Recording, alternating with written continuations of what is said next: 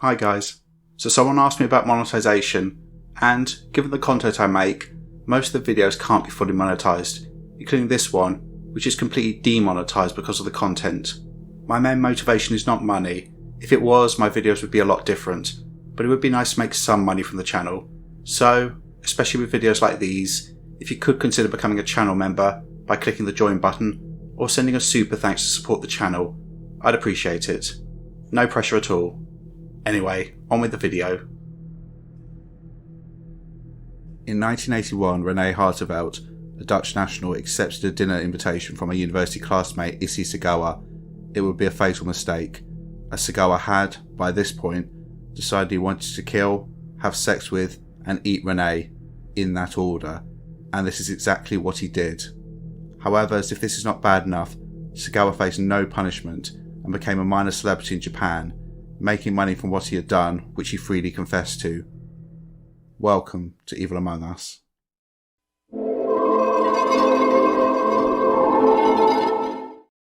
Issei Sagawa was born on the 26th of April 1949 in Kobe, Japan, to wealthy parents. Sagawa was born prematurely. Reportedly, he was small enough that he could fit in the palm of his father's hand, and whilst he survived, he had a number of health issues as a child and was extremely introverted. Sagawa apparently began to have fancies about cannibalism when he was only 5 or 6 years old, when he saw a male schoolmate's thigh which he wanted to eat.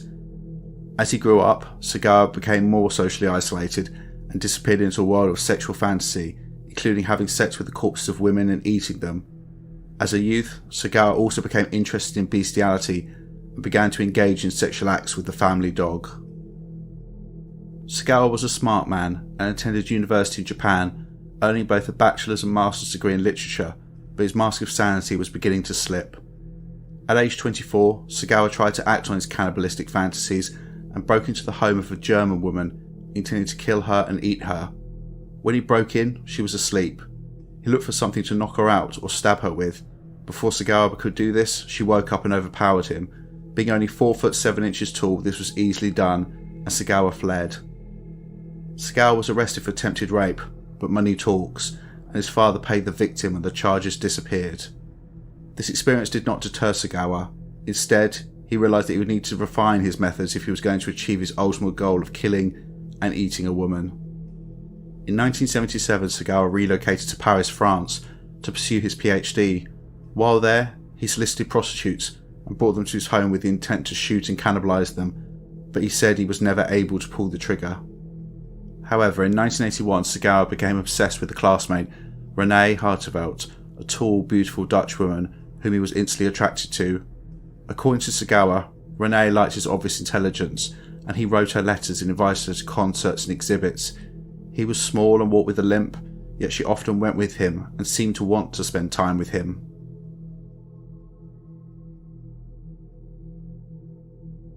On June the 11th, 1981, Sagawa invited Renee to dinner at his apartment under the guise of translating poetry for a school assignment, which he would then record. By this point, he'd apparently already decided to eat her in order to, quote, absorb her energy. He hid a gun in the apartment before she arrived, and, when Renee was there, he seated her on the floor, Japanese-style, to drink tea. He poured some whiskey into her tea to make her more pliable. He then told Renee that he was in love with her and wanted to have sex with her. Renee turned him down and said she just wanted to be friends.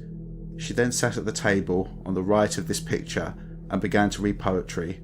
Sagawa approached her from behind, aimed the rifle at the back of her head, and shot Renee dead.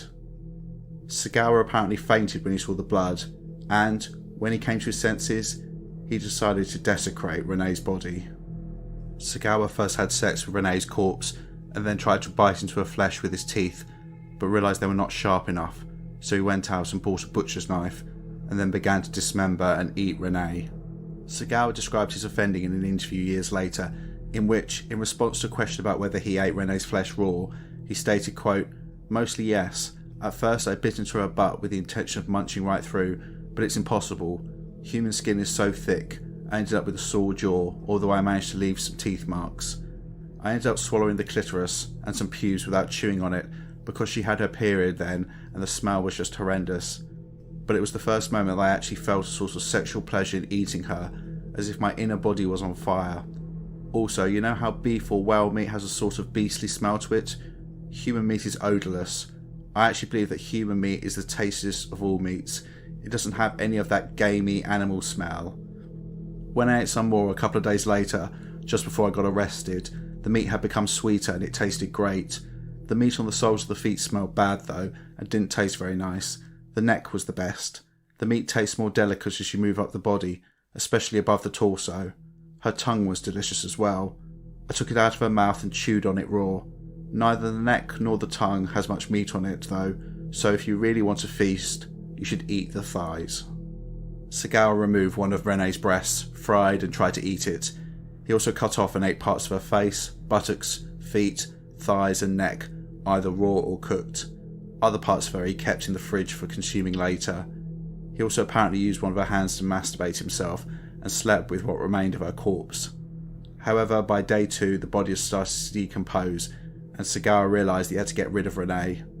What was left of her body he further dismembered, including chopping off her head, partly to obtain more flesh to store but also to fit her remains in 2 suitcases which he had bought. Sagawa had decided to dump the suitcase in a lake in the Bois de Boulogne, a large park in Paris. However, when he got there he had trouble lugging the suitcase and was seen by witnesses, which meant that he fled and simply left the cases on the grass. The witnesses approached and saw a human hand protruding from one of the suitcases and called the police. When they opened the suitcases, they saw parts of a human body sticking out of some sheets used to wrap something bloody. This is a picture of one of the suitcases and its concealed contents. The suitcases contained Renee's dismembered body, cut into at least 6 pieces. Due to Sagawa's distinctive appearance, it did not take the police long to find him and arrest him, and in the 4 days between the dumping of the body and his apprehension, Sagawa continued to eat parts of Renee's body. When the police searched the property, they found his fridge filled with parts of her flesh, which he was intending to eat at a later date.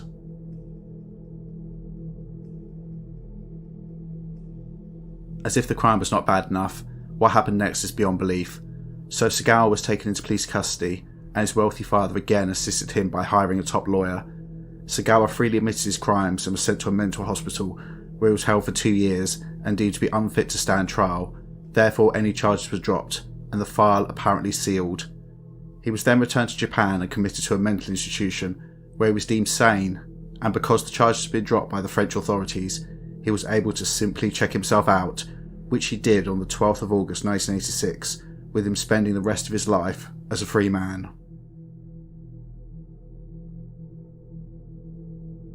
Trust me, it gets worse. So instead of being shunned by society, Sagawa became a minor celebrity in Japan. He even became a food critic, and no, I'm not joking. Sagawa was only too happy to tell people about his crimes on television talk shows. He even agreed to appear in several Japanese pornographic films, and he wrote 4 novels. The one in which he described the details of his murder sold over 200,000 copies. This clip shows him talking about one of his books, published apparently by a peddler of Lolita manga porn. What's really messed up about this clip is that the cartoon head he is holding is clearly that of Renee. I've seen a picture of the severed head, which I would not advise, and he's clearly gone to great pains to make sure that her truly horrific facial expression is captured accurately. 僕はお金に窮しているということが世間に知れ渡ってた成果なのかどこか分かりませんけど、ある漫画ロリコンの漫画の本雑誌を出している、出版社の人が突然僕の家に訪れて漫画を描いていませんか佐川さんって言われたんですね。で Sagawa also wrote a weekly column for a tabloid publication, edited an anthology of cannibal fantasies, and was featured on the cover of a Japanese gourmet magazine. Sagawa revelled in his crimes and showed no remorse. He once stated, quote, "The public has made me the godfather of cannibalism, and I'm happy about that." This second clip shows the fact that Sagawa apparently flitted around the world with various women, who I assume must have known who he was. でもその事件の後、自由の身になってからも、それからが大変なんですけど、詳しくは今話せる時間はないですけど、大変な思いをして、ことに、全然僕は反省しなくて、相変わらず白人女性と付き合うよ。それにはお金がいるっていうんで、初めのうちは親父の財布から万札を抜き取ってたぐらいなんですけど、だんだんデッドヒートして弟のチェロを売り飛ばしたり絵を売り飛ばしたり最後にカードまで使って、そうするとそれは父親にバレましたけど、1993年にある、ドイツ人のなんていうんですかね、なのに白人の女性をわざわざ僕にたくさん、紹介して、レストランに行っても全部僕が払ってました。そういうでも彼のおかげで、ロンダにエッチな気持ちっていうか、セックス、もちろんセックス、彼女の足なんか太ももなんか見ると美味しそうだなと思って、ロンダの親友のタリアというものすごい美人ですっかり打ち解けて、でも一度ももちろんセックスの話はありません。彼女たちはただ友人としてっていうより、旅をする金づるとして選んでるんだと思いますが、まずロンダとタリアと一緒にカナダに旅しました。それから、どうだっけ、インド、それからメキシコはこれはロンダだけでしたけど、それから最後はアイスランド。この時はタリアはもう僕の事件のこと全く知りませんですし、もちろんロンダも知らなかったので、一番彼女たちがオープンに振る舞ってくれた旅でした。だからとても楽しかったし、初めて、ドラッグも彼女たちがの勧めでやりましたけども、全く僕は反応しませんでした。で、例えばこれなんか僕は何も指示したわけでもないのに、なんとなくロンダがこういう写真を撮るんですね。結構やばいですよね、2人はね。多分レズビアンじゃないかと思います。これはで彼女たちはほとんど好きな裸のようなセクシーな衣装をしてました。これもすごくセクシーな格好をしている写真をたくさん撮りました。でこれが一番僕の好きなというか成功した写真で、ただこのポーズは僕が言ったんじゃなくて、タリアとロンダが勝手にこういうお尻を見せた。この時はタリアはボーイフレンドから僕が何者かって知られて「ステイアウェイ」っていう、ファックスを送られてきたんで、縁が一時的に切れてしまったんですが、ロンダには言わないっていう約束だったんで。 I've saved the worst till last. This final clip shows what I assume to be the lead up and aftermath to a pornographic video shoot, with the actress not knowing who Sagawa was and him then telling her. いよいよ撮影になってしまいましたね。そうですね、今日の撮影は聞いてますよね。ちょっとだけ聞いてますけど、そのちょっとっていうのはどこまで聞いてますかね。忘れちゃったところもあるんですけど、作家の、何さんでしたっけ、佐川さんっていう方の、マンションにお邪魔して、一日同棲してみるというふうに聞いてますけど、ちょっと佐川さんっていう方が、なんか面白い人どんなふうに面白いかはわからないですけど、まだ秘密にしてますけど、そういうふうに聞いてます。でまずその狙いのストーリーというか、僕は頭にあるのはやっぱり男女が同じところに閉じ込められるわけですから、最初はやっぱ普通にセックスしたいんです、本番で。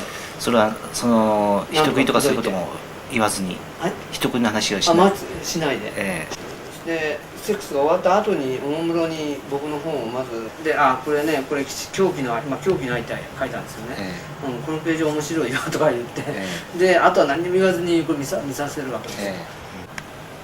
うわこれ本物ですか。本物ですよ。すごいですね。おっぱいも切ったわけですね。おっぱい切りました。で片方は食べたんですけど脂肪だらけでうまくなかったです。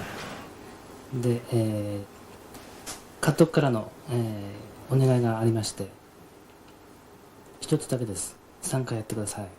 3回やってください、セックスを。これはセックスした後に自分の事件を説明しているところです。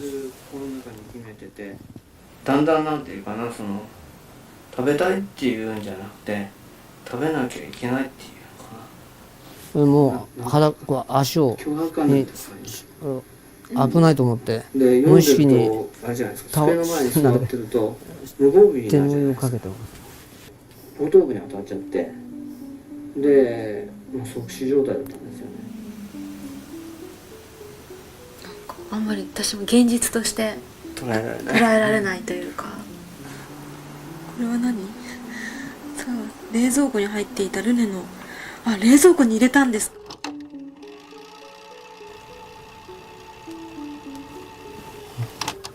例えばあなたのおしっこを飲みたいとか、それから唾液を吸いたいとかはものすごく今でも強いですよ。2時。終わりました。24時間経ったんですよ。じゃあこちらこそありがとうございました。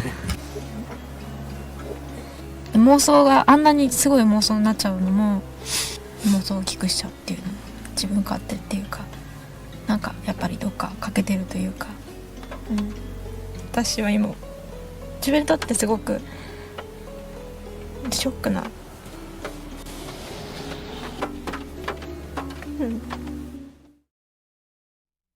I mean, where do I start with this one? Firstly, poor woman. And no shit she was scared. You just told her you killed and cannibalised a woman and showed her pictures of her dismembered body.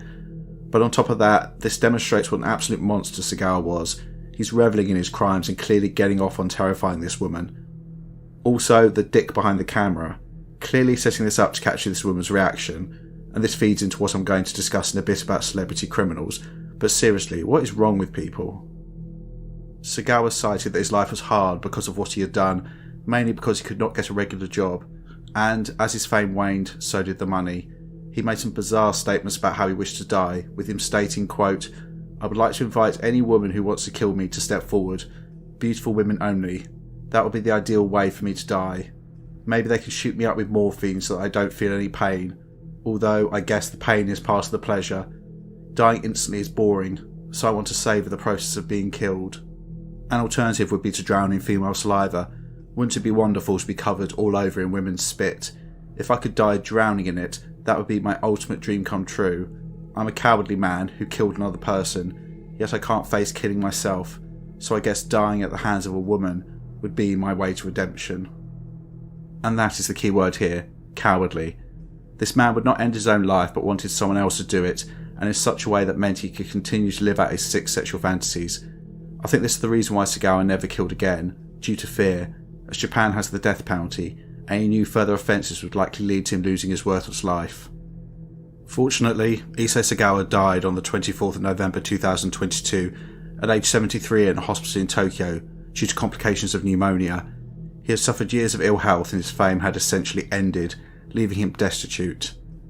I don't think I've come across a more disturbing case than this, not only in terms of the crime, but how Sagawa essentially got away with it.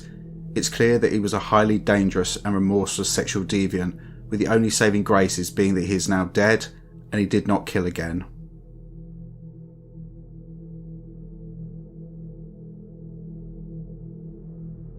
Rather than talking about the profile of Issei Sagawa specifically, I want to raise another part of this case which really angers me, and that's the fact that he became a celebrity due to his crimes. I cannot imagine what Renee's family must have felt, knowing not only that their daughter had been butchered, but the man who did it was free and making money off what he did.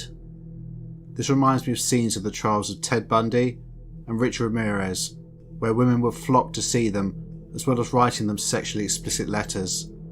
I also can't imagine what it must have been like for the families of the many, many victims of these men, whose lives have been utterly destroyed, seeing a gaggle of women sat there, fluttering their eyelids at these ruthless killers whilst making kissy faces. It just beggars belief, given the fact that, if they could, both men would have probably raped and murdered these women. So there seem to be two parts to this behaviour.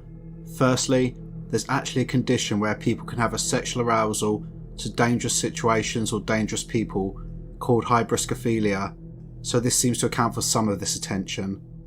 However, others have said it is part of our wider obsession with celebrities, with us being obsessed with the lives of others and their fame, even if it's actually infamy. With killers, it may be that the draw is the fact these people have broken social norms and done something so horrific that our attention is drawn to them. A bit like when you see an accident on the motorway, you can't help but slow down and have a look. In the case of Sagawa, I think that making him a food critic was a way to shock people so they would buy more papers or magazines, and the dick that was filming the interaction between the porn star and Sagawa likely went bragging about the fact he had filmed the awful interaction between her and the Kobe cannibal. So it's a case of, yeah, so he killed and ate a woman, but he can make me rich and famous. Ultimately, the person who should be focused on and remembered in this case is Renee, a beautiful young woman whose life was ended horrifically by a pathetic excuse for a man who, if there's any justice, is suffering some torment somewhere from which he will get no rest and there will be no end. This was a very heavy case, and I thank you for sticking with me till the end. So, what are your thoughts? Which part of this case disgusts you the most? Please like, share and subscribe. Take care, and I'll see you in the next one.